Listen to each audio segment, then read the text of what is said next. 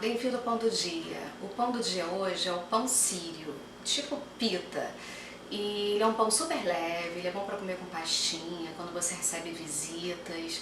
E é super simples de fazer e os ingredientes provavelmente você tem todos em casa. São 500 gramas de farinha de trigo, simples. 10 gramas de fermento seco biológico. Tipo esse saquinho aqui. Tem várias marcas. Eu já usei todas e eu gosto de todas. 50 ml de azeite extra virgem, 20 gramas de açúcar e 12 de sal. E 240 gramas, tudo eu acabo pesando numa balancinha digital. Mas se você não tiver balança, mais ou menos 200 ml de água. Se o tempo estiver mais frio, você vai ter que diminuir um pouquinho a água, porque provavelmente a tua farinha vai estar mais úmida. E ele é super simples de fazer, não tem segredo. Então bora começar.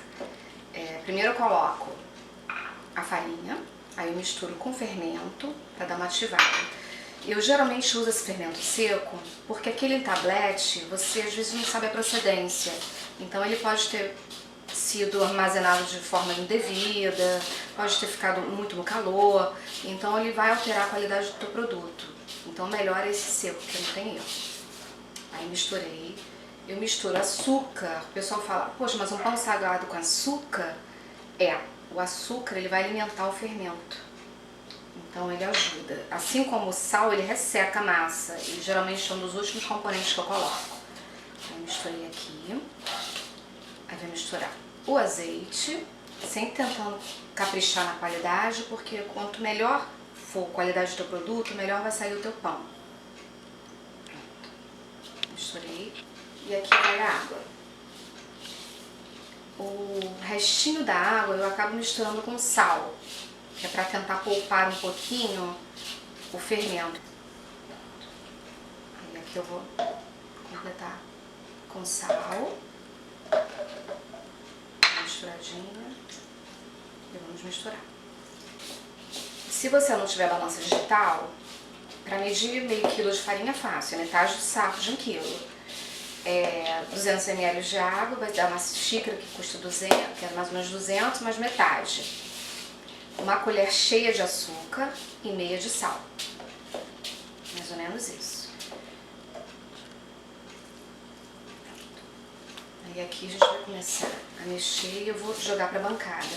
Na bancada, o bom é sempre deixar um pouquinho de farinha, que é para não grudar a massa. Bancada. E aí a gente vai colocar a mão na massa. Se achar que está muito seco, acrescenta um pouquinho de água. E eu evito acrescentar muita farinha, porque senão quebra a massa, porque quando você faz isso, você está ativando o glúten.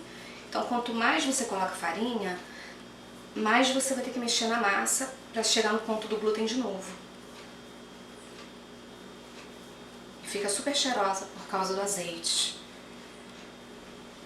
Aí você tem que deixar a massa o mais liso possível. Mas isso não demora não. Geralmente você sova de 3 a 5 minutos. Se você tiver uma batedeira que comporte massa de pão, também vai te ajudar. Mas para quem não tem, dá para fazer na mão. Não tem desculpa. Algumas pessoas também colocam leite na massa, mas eu prefiro colocar água. Eu acho que ela fica muito mais leve com a água. Você já tá vendo que é uma massa que não tá grudando mais na bancada. Aqui ela tá pronta para você deixar agora ela descansar. Aí eu faço uma bolinha. Eu vou colocar na minha bacia, salpico um pouquinho de farinha de trigo no fundo, coloco ela. E vou tampar com plástico, com filme. Você vai tampar. Um segredinho para você deixar ela crescer mais rápido, ou você liga o forno convencional durante 1 minuto, desliga e coloca a massa, ou eu coloco uma xícara de água dentro do micro-ondas, aperto 2 minutos e depois eu coloco a massa para descansar lá dentro. Aí vai estar um ambiente quentinho. O fermento gosta de calor E o fermento não gosta muito de luz. Então, portanto, é bom você deixar num lugarzinho mais quente, né? E mais escuro. Agora eu já deixei minha massa descansar, ela já dobrou de volume. Isso demora mais ou menos uma hora e pouquinho, dependendo do dia. Se estiver quente, quanto mais quente, mais rápido vai crescer. E aqui eu vou fazer o seguinte, essa massa geralmente ela rende umas 15 porções. Eu vou cortando em pedacinhos de mais ou menos 40 gramas, 45 gramas. Eu vou cortando até cortar a massa toda. Se você quiser maior, você pode fazer maior. Você bota mais pesadinha. Ou você pode fazer mais ou menos de olho, né? O que caber na tua mão, você vai. Aí eu corto todos eles, aí eu faço uma bolinha. Assim. E vou deixando para dar uma descansadinha, enquanto eu vou cortando tudo e pesando. Aí aqui eu tô terminando de bolear a última. Aqui me renderam 15 bolinhas, vão ser 15 pãezinhos. E aí, pronto. Aí aqui eu vou pegar um dos primeiros. Aí, com o rolo de massa, você divide mais ou menos ao meio, vai um pouco pra cima, um pouco pra baixo. Aí virou. Do meio pra cima, do meio pra baixo. Que assim a massa vai ficar mais redondinha.